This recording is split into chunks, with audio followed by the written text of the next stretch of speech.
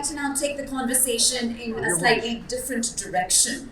And it concerns Indian automotive manufacturers and component manufacturers in particular.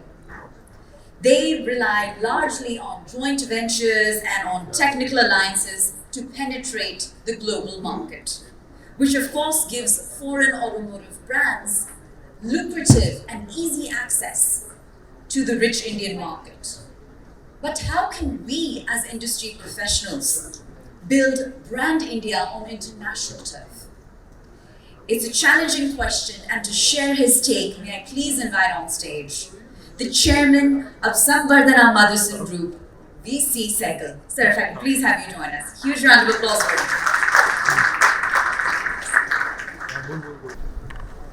So good afternoon. I think I'm holding all of you for lunch.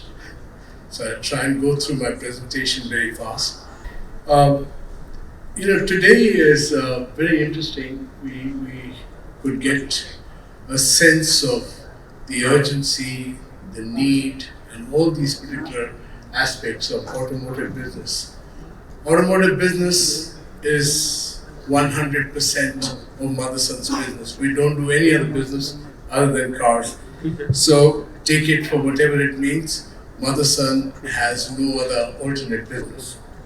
So the topic I've been given is growing globally from India. Motherson did grow from India. We come from a very humble background. My mother and me started this company in 1975. We started with a princely sum of 1,000 rupees. That's how the business started. I was 18 years old and I've done nothing else but automotive all my life. The name signifies a relationship of trust with all stakeholders. What's not important is what we did from 75 to 1983, but Maruti actually brought us into the automotive side of the business. We were trading, and then we got into wire making, and then from wire making we got into wire harness making. So the first phase really was to learn the business. A lot of people come into industry and then have these huge dreams which they want to fulfill over, but nobody really specializes and focuses on what the need is. I have the ability to say that, from hindsight, we focused on the Indian thing. We never exported anything till almost 2000, year 2000. So the first 25 years was basically growing in India, understanding India. We did a lot of vertical integration because in those days, phased manufacturing programs were very, very important from the government of India due to high import duties. We did a lot of joint ventures. Motherson is a joint venture specialist company. And of course, working to world-class standards. The cars that were coming into India were very, very high-tech compared to the cars that were being produced in India at that time. So we started to work to some great global benchmarks. Strong trusted relationship with the global car makers in India. I think the first most important thing that Motherson did really especially is to focus on the car makers. We didn't compete with them. Even today, there's hardly any aftermarket business that Motherson does. We are now more than 41 countries globally with over 250 plus manufacturing plants. We are 100% OEM suppliers. But it was also important for us to actually come up with a vision for Motherson. How do you communicate with about 140,000 people which are there globally? How do you tell them where, what you want to do? The basis was to be a globally preferred solution provider. That became our vision. Even today, if you look at our annual reports, they talk of the same vision. We do not have any other. So focus on the vision is very important to communicate with all the stakeholders in the company. The second thing that we did was we have 5-year plans. I don't know why everybody talks about quarter on automotives. Automotive is something which needs at least a 5-year plan because you need 5 years for the models to come up. 5 years is the average life of the car by and large. Depending if the car is not doing well, you'll have some very, very important facelifts and things like that coming in. So in 1995, Motherson, when after it had become a public listed company, actually came out with a 5-year plan, which was 95 to 2000. And from the year 2000, we started writing our 5-year plan into our annual report. So we're probably one of the very few companies in the world which actually gives you a head up on the top line, bottom line, and where we will be, what we are going to do. In this uncertain world, to be able to make a commitment is something which you're telling to your employees, to all your stakeholders, that's where you want to be. And that brings a union with the long-term thinking, where do you want to be. But a bit to go back, in 1947, 552 princely states became India. For a lot of people, they ask me this question, how come you don't have cultural issues? Well, the good news is if you're born, brought up in India, you're already talking to 552 different countries and different philosophies and things like that. We're the only country which has 17 languages on the currency note. I keep talking to the Japanese tell me they have one. Actually, they have two. They also have English. But here is a country which is an amazing learning ground to learn what different varieties, different thought processes are happening. We do it all the time. You go into your office and you actually ask, oh, this gentleman is from Tamil Nadu. But Tamil Nadu was not existing before 1947. So there were many kingdoms. Every person comes in with his own unique cultural inputs, and then that makes the company great. That's what Motherson could identify way long ago, and that's where we started to use that. Now you understand what's another 40 countries for Motherson? It's nothing. It's the same. We're in India, we're in Germany, we're in Italy, we're in every country in the world. The cultural point of it, I don't know why people make such a big humbug about it. Anyway, the phase 2 was from the year 2000 to 2009. We were requested by Ford to first come into Europe. They said, wow, you're great in India. How come you guys are not outside? So we actually went to a place called Austria. We went into a small city called Liebring, and from there we set up our first plant outside India. That was at the behest of Ford. Within 3 months, we could get a Q1 certificate from Ford, for those who understand that. Daimler and Ford asked us to diversify more, come up with more and more products, come out in more different countries. We also, in 2002, took over a company which was in Ireland, in a place called Wexford. The land was identified to become a housing complex, so we had to move, and we moved it to Sharjah.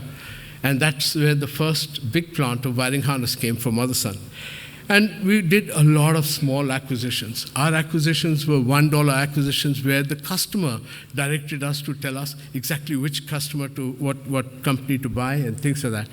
In its own way, we could come into different countries and understand what are the nuances of that particular country and how to then support it with the manufacturing all over the world. To 2009 and present, where we are today, we started doing some bigger acquisitions. By the way, in 2009, 6th of March, we acquired a company called Visiocorp. And on the 9th of March, the market started to rise after the Lehman crisis. That probably was the best acquisition that we did. We were paid money to take over this particular company, which was bigger than our group. And today, this company has already grown 4x in a market where they say cars are going to come down in the world. By the way, in the last 60 years, the car production has never come down globally. It's always increased globally, not particular country or something. We then did S&P in 2011. We did lots of acquisitions in Germany, USA, and India in 2014. 2017, we did the big ticket acquisition of PKC, which was the largest wiring harness maker for commercial vehicles. In August this year, we also acquired Radel. This led to a situation like this. We are working with 26 joint venture partners in different parts of the world. We have another 125,000 plus employees globally, which are directly working for Motherson. We operate in 250 plus manufacturing plants in 41 countries. Our yearly revenues last year is 11.5 billion. Remember, we started with 1,000 rupees, so you can see how the transition happens if you keep your focus. And our market cap was 10 billion, but of course nowadays everything is coming down. What about India? I think India is very important. If you ignore India, then you have missed the biggest opportunity in the world. For me, India today gets divided by 72 rupees to $1, so everything seems very, very small. But actually, India is a great learning ground. The ability to do a business over here successfully actually helps you to understand global production places, countries, which where you can actually produce and things like that. So, a key market for the automotive. A lot of people have talked about it. We are the second largest automotive market, including two-wheelers, 25 million units a year. I can bet very few people know that India is actually the second largest road network in the world. We are bigger than China, and this is metal roads. So here is a country which is talking about cities and the jamming up of the whole thing. Actually, the automotive business, luckily for me, started off somewhere around when Bhargav Saab came in, 1983, Maruti Suzuki came in, and that's when that. If I'm not wrong, in 1982, 42,000 cars were produced every year. Now, think about it, with the second largest road network, we didn't build it overnight. We had that, we kept jamming up the cities. Today, when you go into these highways, you actually see the new cities, the Navi Mumbai and the Jewars and the other places all coming up all around Delhi and all that. And I'm sure, like USA or like all the developed countries in the world, India is also going to decongestionize with the cities coming all around it. But anyway, I'm not a big brainy guy on these kind of things, but think about it, 5.6 million kilometers. We're about, if I'm not wrong, about 1 million kilometers more than China. And you can go on The Economist and they can give you this particular thing. But as one gentleman said, a very low penetration of cars per person. We're only 17 cars per 1,000. And that is a conundrum. There's something wrong there. But I'm sure market forces will correct it. The Indian light vehicle market forecast, they say, is going to go to 4.99 million. Of course, I don't know what speed at which we are going to change. But yes, this is where we think we are. We know that Indian automotive market is going to generate easily more than 300 billion in annual revenues by 2026. How to grow in India in the future? Well, the way Motherson looks at it, we don't take bets. Motherson is not a betting company. We stick with the brick and mortar business. That's where we are. We are agnostic to the engine. We are agnostic to a lot of the technologies that wonderful people here told us about. So we are into the brick and mortar of it. So Motherson has been intelligent enough to be there in that particular thing. So we're talking of a lot of various things which our groups are doing, basically to help what the car makers, new trends and things like that which are going to come out. That's the thing that we're going to do. This is more about materials because it has to be lighter yet stronger. That's the combination that you have to remember. Lighter, stronger. Lighter, stronger. We talk about recyclability, the ability of the responsibility of the suppliers like us to be recyclable, all our products and things like that. And of course, a multitude of this thing. So Motherson, coming back to our growth journey, has 3 pillars of growth. One, the organic growth. The second is the inorganic growth. We have 21 acquisitions that we have done up till now. And growth through joint ventures. Believe it or not, we actually prefer a joint venture to an acquisition because acquisition has its own issues and things like that. We prefer joint ventures. So going on to the first one, we are talking about organic growth. Some of the mantras that we have kept very, very clear in our group. We never compromise on the quality of our products. We, as later on you will see, from every car maker, we have always had the ability to be on the 0.5%, top 0.5% of their evaluation for quality and other things. We have moved from products to solutions.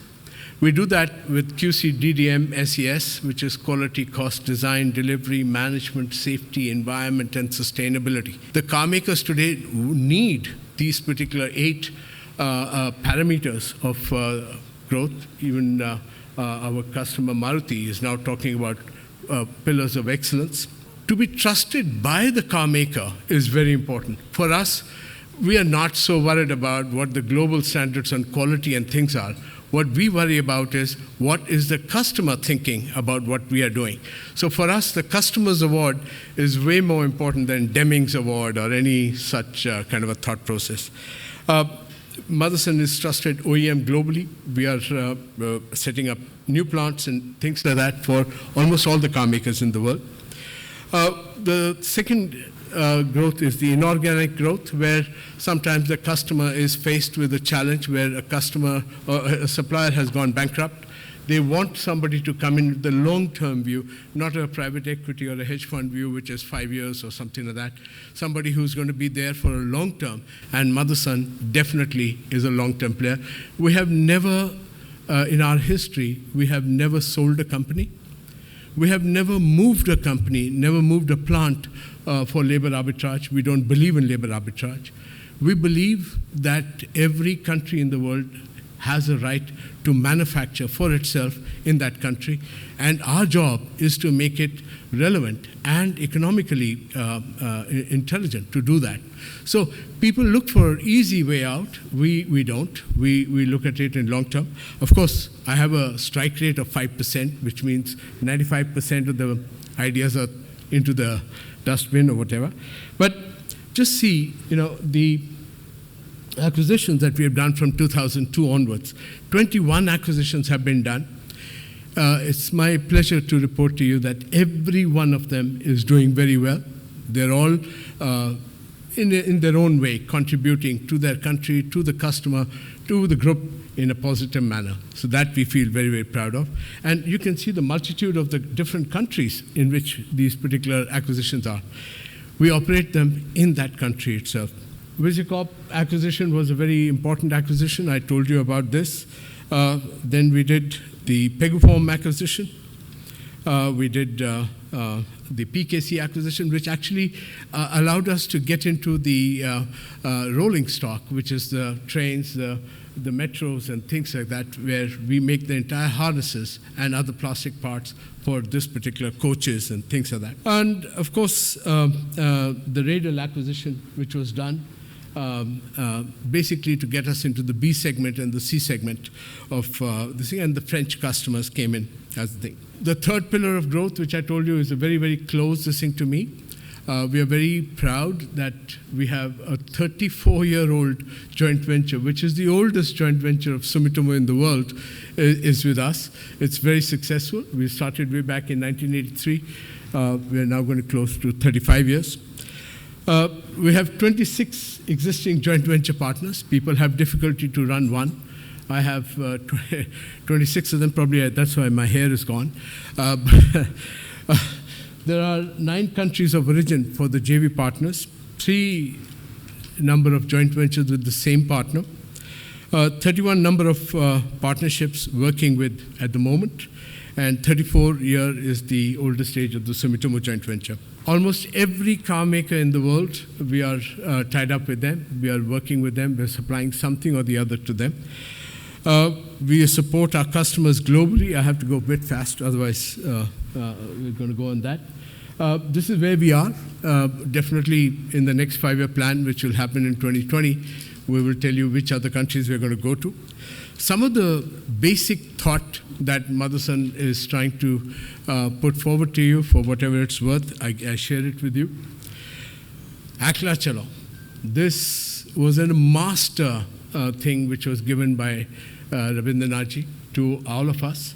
Our approach is not to follow what other people have done. You have to make your own way. You have to walk your own path.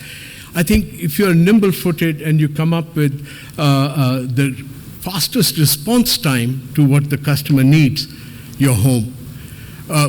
We as a group don't have a strategy. Our strategy is not to have a strategy because honestly, I can't see which strategy worked for a very long time. Everything is changing. It's the age of disruption, as a lot of people keep saying. I say, fine, yes, it is.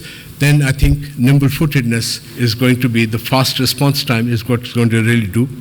Second thing is, don't only look for right skill sets and the right people and the right environment and the opportunities actually exist on the other side. So if you understand what I'm trying to say. So Einstein, very, very close to our thought process, said, knowledge will get you from point A to B, and imagination will get you everywhere. So please use your imagination, please open your eyes and dream. That will get you a lot. The last slide I'm going to come to is by Mir Taqi Mir. It's a very exciting 5-verse poetry of Mir Taqi Mir. I'll leave you with the first verse of it. It says, "Ibtidai ishq hai, rota hai kya, aage aage dekhiye hota hai kya." Thank you very much.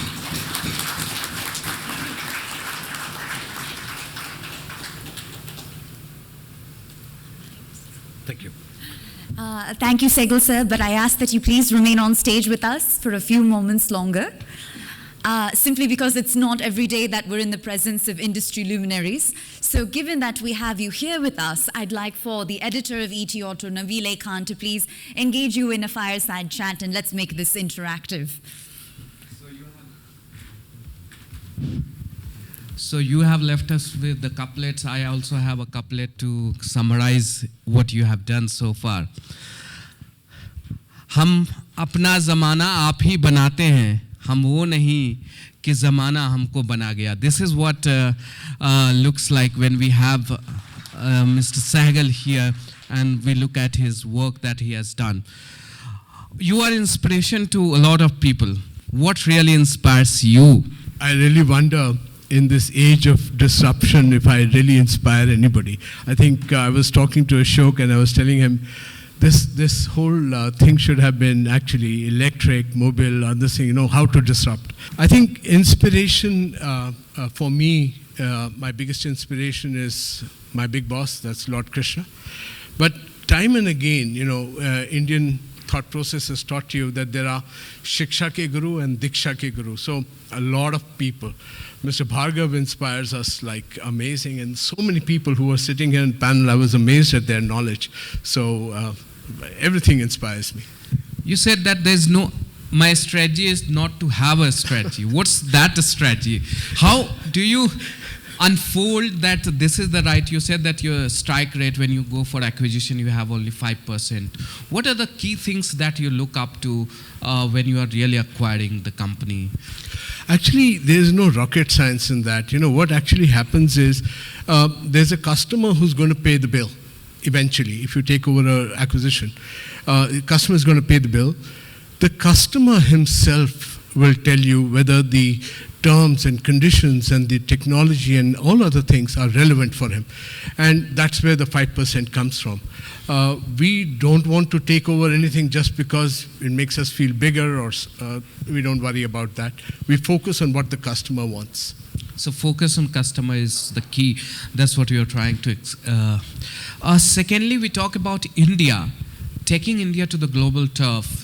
How tough it is, because when we talk about your industry counterparts, around in 80s, there were 5-6 companies that came up with Maruti. You are one of the few companies that has really been able to establish on global level. What has really worked out for you, and you think your colleagues were missing probably when it comes to taking India to global turf? Well, first was the undying belief that cars will remain. I know it's pretty irrelevant in today's term when people talk about cars being only 5% used. I wonder if they have a toaster in their house, because the toaster is probably owned used maybe 0.25% of its life. Same with the bed in which you sleep in. I mean, they've gone wrong on the aspiration part of it.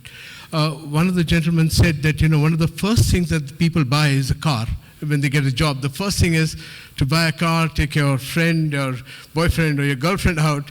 That's the basic this thing. So they've removed the aspiration from automotive or bikes and things like that. And I feel sad about that. But I feel that eventually people will realize the same thing happened when the videos and all these things came. Everybody said, okay, we'll watch the films at home. But I go to a mall now, I see these huge cinema halls and all that, and I see people back and they're paying crazy money to go and watch a film in a hall, right? Yeah, so there's no fear from EV or anything that's coming up. You have acquired 21 companies. You have one of the oldest joint venture. What really helps you manage these big network of companies? What is your mantra of managing? Thank you very much for asking this question, because the first and most important thing is not to manage.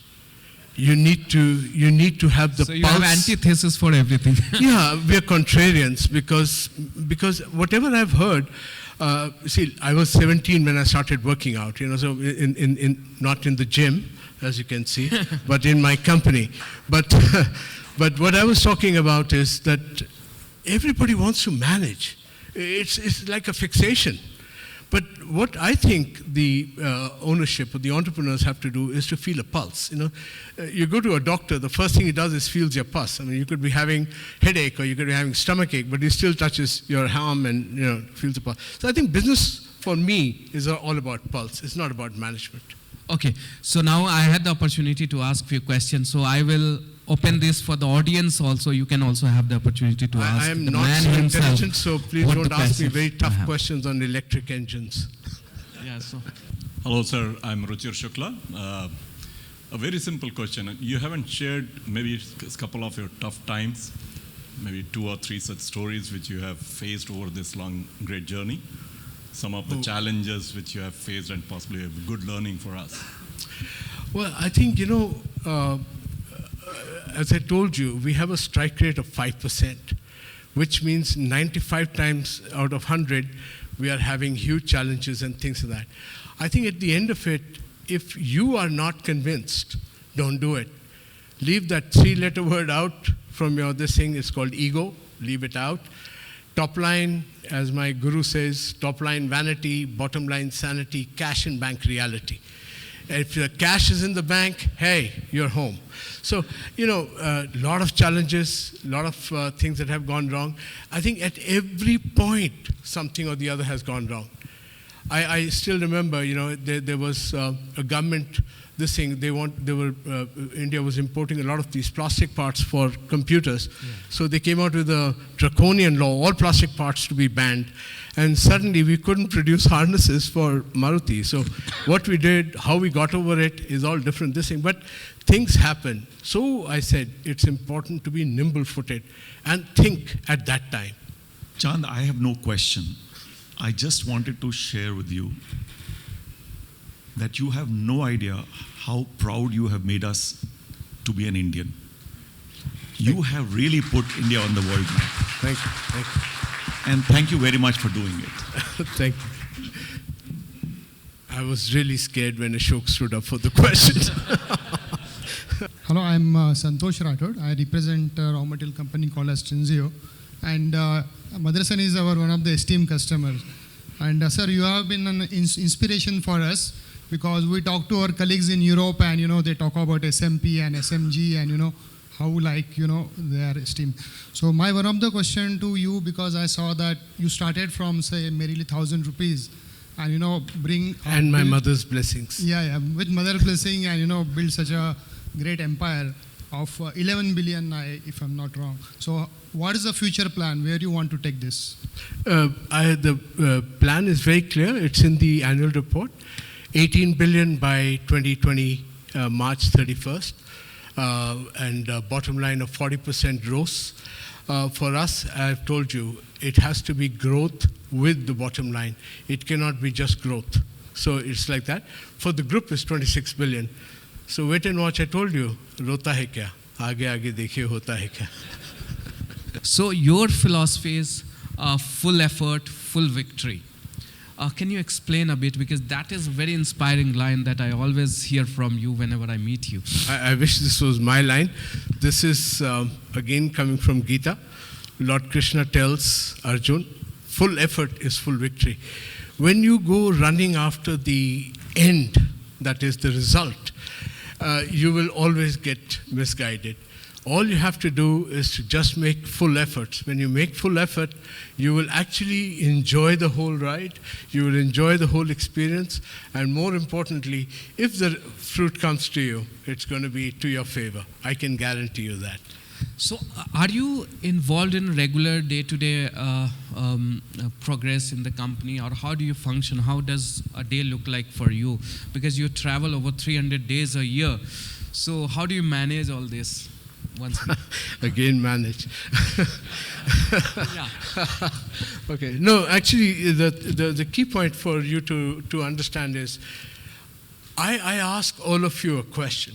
If you're the entrepreneur in your business, and if you're running your business on a day-to-day basis, my simple question to all of you to ponder is, who is thinking about the growth of the business?